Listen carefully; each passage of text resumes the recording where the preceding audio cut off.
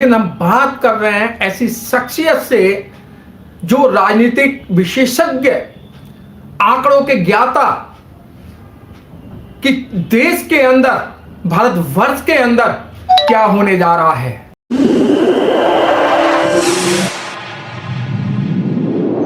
इस news channel पर जो भी वक्ता ने कहा वो उसकी अपनी राय है, जिसकी पुष्टि नेशन न्यूज इंडिया नहीं करता। धन्यवाद। जिस तरीके से सिविल सोसाइटी के अंदर घूम घूमकर ये मालूम किया कि सिविल सोसाइटी की मांग क्या है, जिस तरीके से लोकतंत्र खतरे में चल रहा है, संविधान खतरे में चल रहा है, इसको कैसे बचाया जाए। तो हमारे बीच में है केसी पिप्पल जी, रिटायर्ड IAS, बहुत बड़ा अनुभव है। सर, लोकतंत्र खतरे में है, संविधान खतरे में, लोगों की मांग है कि इसको कैसे बचाया जाए, क्योंकि आप जैसे जो बुद्धिजीवी लोग हैं रोड पर रहकर आम जनता की बात को उठा रहे हैं कि किसी न किसी तरीके से ये लोकतंत्र 2024 में बचना चाहिए। तो क्या मानना है सर आपका? जी मनोज जी, जी देखिए, भारतीय संविधान की दो सबसे बड़ी खासियत हैं। नंबर एक, जो भारतीय संविधान में मताधिकार दिया हुआ है, यानी वोट डालने का अधिकार, और दूसरा आर्टिकल 19 में व्यक्ति की स्वतंत्रता का अधिकार जो दिया हुआ है, ये महसूस कराते हैं भारत के लोगों के लिए कि हम भारत में आज़ादी के साथ सांस ले रहे हैं और हमने गुलामी का पूरी तरह से परित्याग कर दिया है।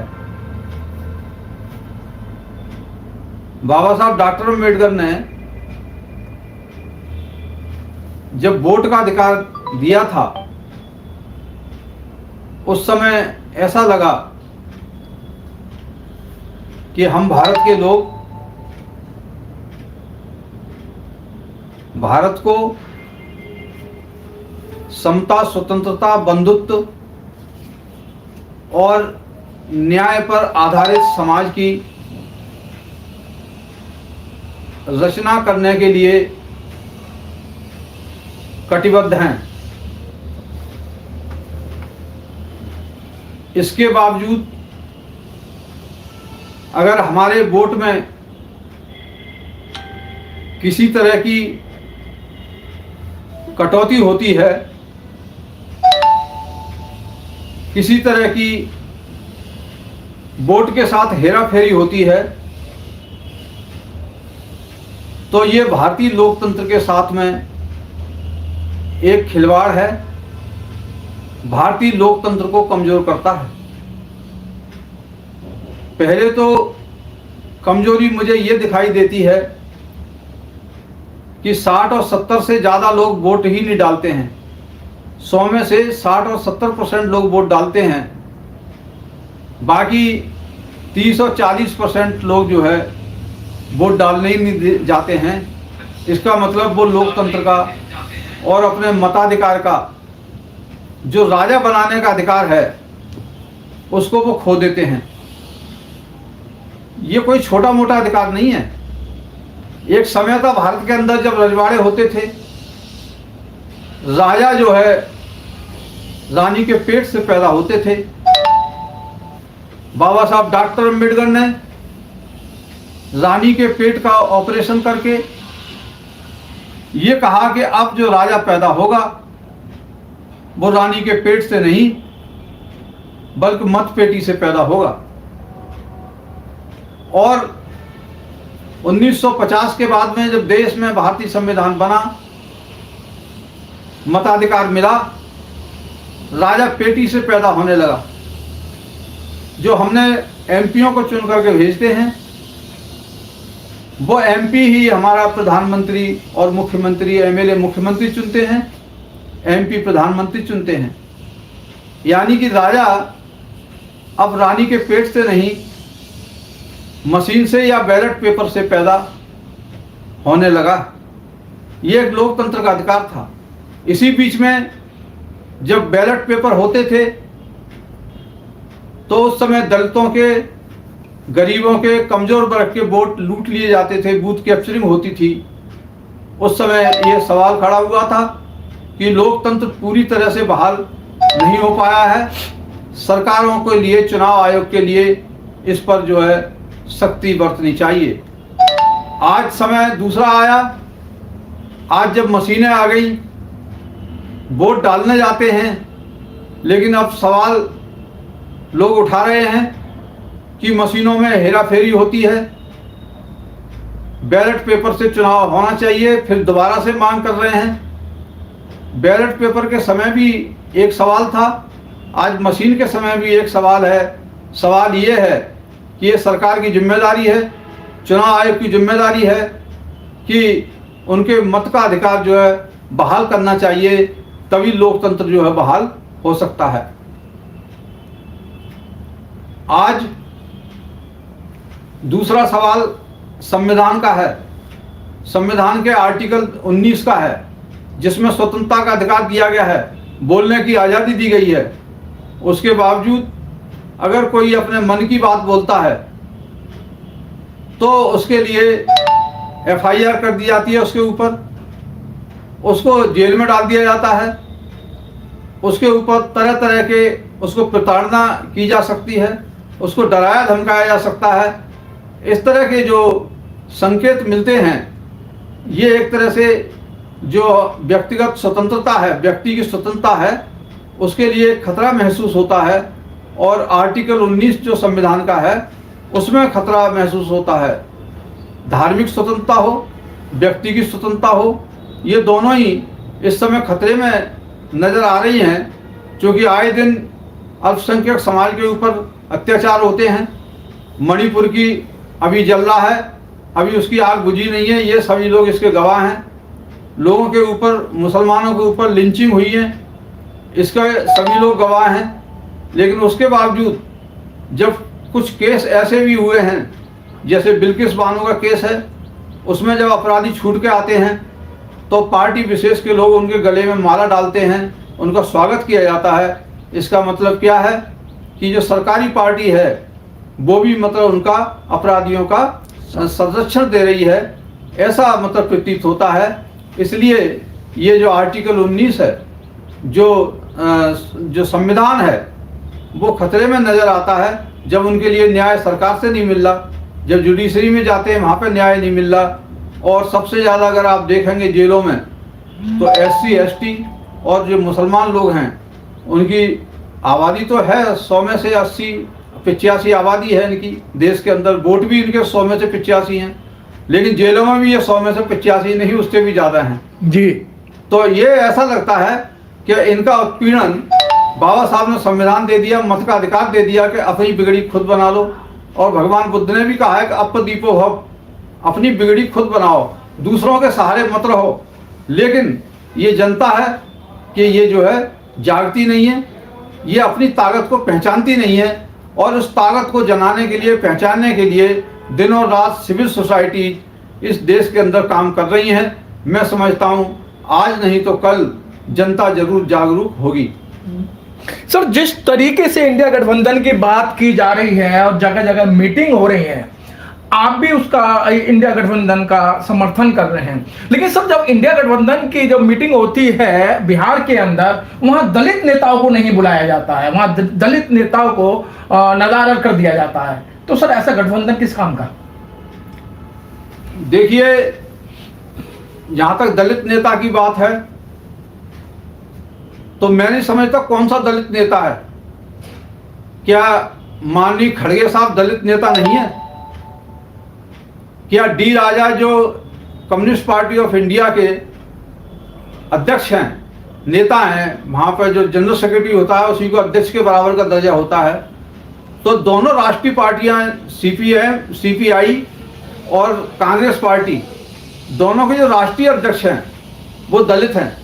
और तीसरा एक और राष्ट्रीय पार्टी है जिसका नाम बहुजन समाज पार्टी है, उसकी जो राष्ट्रीय अध्यक्ष हैं वो बहन कुमारी मायावती हैं, वो दलित भी हैं और महिला भी हैं, और उस बहुत बड़ी तीसरी जो राष्ट्रीय पार्टी की अध्यक्ष भी हैं, उनके लिए जरूर बुलाया नहीं कि वो गई नहीं।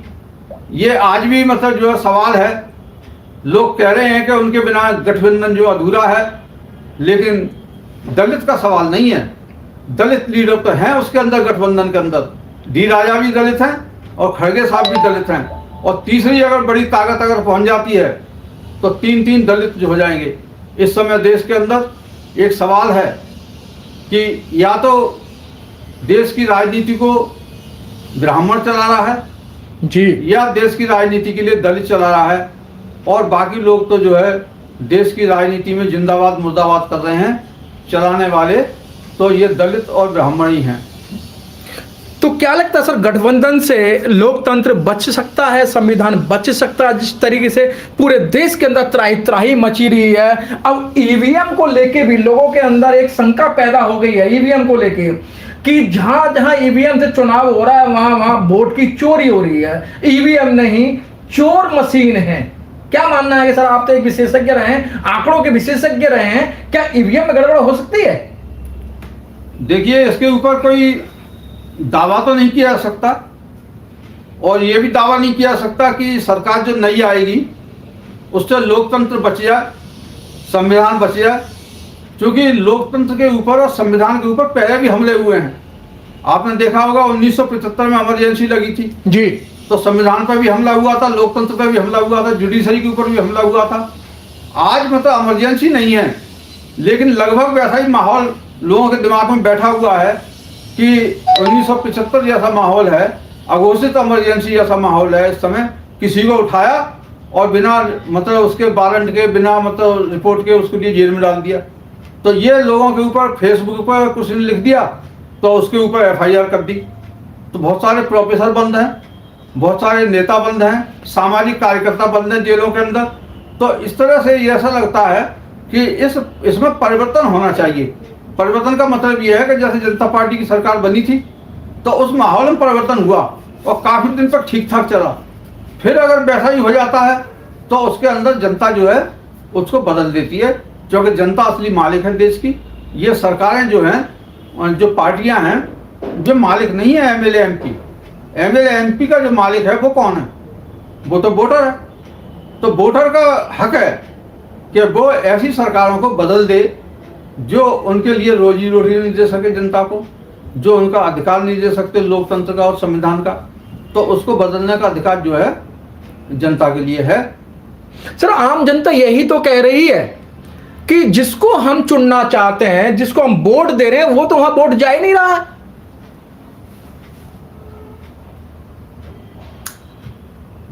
क्योंकि आपने राजस्थान देखा, आपने मध्य प्रदेश देखा, आपने छत्तीसगढ़ देखा, जो लोग बाद में घोषणा करते हैं उन मुख्यमंत्रियों ने पहले घोषणा कर दी, और कोई मतलब वो जो आंकड़े थे, जो मीडिया के आंकड़े थे, वो बराबर कह रहे हैं कि भाई ये दोनों राज्य तो ये कांग्रेस के हाथों में है। देखिए, सवाल ये उठता है कि जब जो मशीनें हैं, मशीनें, पहली बात तो ये जो सरकार, वर्तमान सरकार है, ये मशीनों को लेकर के नहीं आई। मशीनें पहले से ही चल रही हैं, इंदिरा जी के समय से मशीनें आई थी। दूसरी बात यह है कि उसके बाद में उसमें सवाल फिर भी उठे, उस समय से सवाल उठ रहे हैं। जो आज सरकार में है ये उस समय सवाल उठाते थे, अपोजिशन में थे जी, लेकिन आज जो अपोजिशन में है वो सवाल उठा रहे हैं, जो पोजीशन वाले सवाल नहीं उठा रहे हैं। लेकिन सवाल ये है कि उसके अंदर सुधार हुआ, उसमें वीवीपैट लगे। आज अभी मैं प्रदर्शन देख रहा था, यहाँ पे जंतर मंतर पर हो रहा था। ये मतलब अपने प्रशांत भूषण हैं, ये बता रहे थे कोई डेमोन्स्ट्रेशन, एक कोई टेक्निकल वो थे, वो कर रहे थे इंजीनियर। तो मैंने उसको देखा, उन्होंने डमी जो उनका डेमो किया है डमी मशीन पे, उन्होंने दिखाया कि इसमें बैलेट पेपर में सही चुनाव होना चाहिए, क्योंकि इसमें भी जो क्या नाम है वीवीपैट है, इसमें जो पहला शीशा जो लगा हुआ था ट्रांसपेरेंट था, अब वो काला शीशा लगा दिया गया है जी। तो काला शीशा लगाने से हम एक बार जब वोट देते हैं तो वो दिखता है, दूसरा अगर वोट देता है वो दिखता नहीं है, वो पहले वाला ही वोट को उसको भी दिख जाता है। तो ये जो चीज़ है दोनों को, उन्होंने प्रशांत भूषण जी ने बड़े अच्छी तरीके से उसको समझाया था और उन्होंने भी दावा नहीं किया था कि मतलब इसमें टेक्निकली क्या चीज़ है, और जो नॉन टेक्निकल आदमी है वो इस पर दावा नहीं कर सकता, लेकिन जो टेक्निकल एक्सपर्ट हैं वो ही इस पर दावा कर सकते हैं। लेकिन अगर ऐसी शंका है लोगों को, तो मैं समझता हूं कि सभी पार्टियों को, चाहे इंडिया की पार्टियां हैं चाहे इंडिया से बाहर की पार्टियां हैं, जो विपक्षी पार्टियां हैं, उनको सरकार से मांग करनी चाहिए और मतलब चुनाव आयोग से बातचीत करनी चाहिए। और मैं समझता हूं अगर बैलेट से चुनाव होना भी कोई बुरा नहीं है, और अगर वीवीपैट अगर वो कह रहे हैं, दूसरा अभी कोर्ट में केस आया था, उन्होंने ये कहा था कि पर्चियां हैं, इन्होंने एक डिमांड की है इंडिया वालों ने कि जो पर्ची जो निकले हैं वो उनके हाथ में दे दो जी, और हाथ में दे करके आगे दूसरे डिब्बे में डालते जाओ जी, स्टैंप लगाकर, और पर्चियों को फिर उनको गिन लिया जाए, और जो मशीन का वोट है वो भी गिन लिया। अगर टैली नहीं होता तो गड़बड़ी है, पता लग जाएगा। तो ये करने में तो मेरे ख्याल से कोई दिक्कत नहीं है, ये सरकार इसको आराम से कर सकती है। और मैं समझता हूँ शंका का समाधान होना चाहिए, क्योंकि वोट का जो असली मालिक है चुनाव आयोग नहीं है, वोट का जो असली मालिक है सरकार नहीं है, चुनाव का जो असली मालिक है वो खुद है जो वोट देता है। उसे अपने ऊपर विश्वास होना चाहिए कि मैंने किसको वोट दिया है, उसे दिखना भी चाहिए कि मैंने किसको वोट दिया है। तो इसमें मैं समझता हूँ कोई हर्ज नहीं है। सर चलते चलते लास्ट क्वेश्चन मेरा ये है सर, चुनाव आयोग के जो हठधर्मी हैं वो ना तो मिलने का समय दे रहा है और ना ही किसी तरीके से जो आज जो 405 के जो PIL पड़ी हैं ईवीएम को लेकर, उस पे कोर्ट भी कोई संज्ञान नहीं दे रहा है। तो क्या लगता नहीं सर आपको कि मतलब एक बहुत बड़ा षड्यंत्र चल रहा है? देखिए, हम इसको षड्यंत्र कहें या कुछ भी कहें, देखिए हमारे पास जो ताकत है वो सबसे बड़ी वोट की ताकत है, जो हम मतलब शांतिपूर्ण तरीके से परिवर्तन कर सकते हैं। दूसरी जो ताकत है जनता के पास, आंदोलन की ताकत है, सड़कों पर उतर के करते हैं। जब सड़कों पर उतरती है जनता तो हिंसा होती है, लॉ एंड ऑर्डर मतलब खराब होता है। तो फिर ये नौबती क्यों आए? जनता को चुनाव में परिवर्तन करने का अधिकार है शांतिपूर्ण तरीके से, और अगर उसको वोट देना ही नहीं दिया जाएगा, वोट में मतलब उसके लिए विश्वास नहीं होगा कि मेरा वोट मैं जहां डाल रहा हूं वहां जा रहा है, तो जनता की बात सरकार को और चुनाव आयोग को माननी ही पड़ेगी। और अगर चुनाव आयोग भी नहीं मान रहा है तो फिर मैं समझता हूं मजबूरी में जनता को आंदोलन में आना पड़ेगा। बहुत अच्छी बात कि अगर चुनाव आयोग, अगर सरकार नहीं मानती है तो जनता को मजबूरन रोड पर आना पड़ेगा, क्योंकि अपना अधिकार लेना है, मांगने से नहीं मिलते, छीने जाते हैं। चुनाव आयोग इतने हठधर्मी क्यों? एक तो एक आयोग है, उसे एक बीच की कड़ी बना दिया गया है। तो चुनाव आयोग जैसा TN शेषन साहब ने जो एक चुनाव कराया था सर, बड़ा फेयर चुनाव कराया था, तो इसी तरीके से चुनाव आयोग क्यों नहीं बात करता है? क्यों नहीं लोकतंत्र बचाने की बात करता है? क्यों नहीं संविधान को बचाने की बात करता है? बहुत अच्छी वार्ता केसी पिप्पल साहब ने बताई कि जो लोकतंत्र है वो खतरे में, संविधान खतरे में है। बचा लो बुद्धिजीवी लोगों, हे देश के नागरिकों, बचा लो इसको, वरना आपके हाथ में कुछ नहीं रहेगा। जो बाबा साहब ने जो संविधान दिया था वो भी नहीं बचेगा। अगर संविधान नहीं बचेगा तो देश नहीं बचेगा, अगर संविधान नहीं बचेगा तो आप नहीं बचेंगे। कैमरामैन गौतम के साथ मनोज पिप्पल, दिल्ली से। धन्यवाद sir. Thank you, thank you.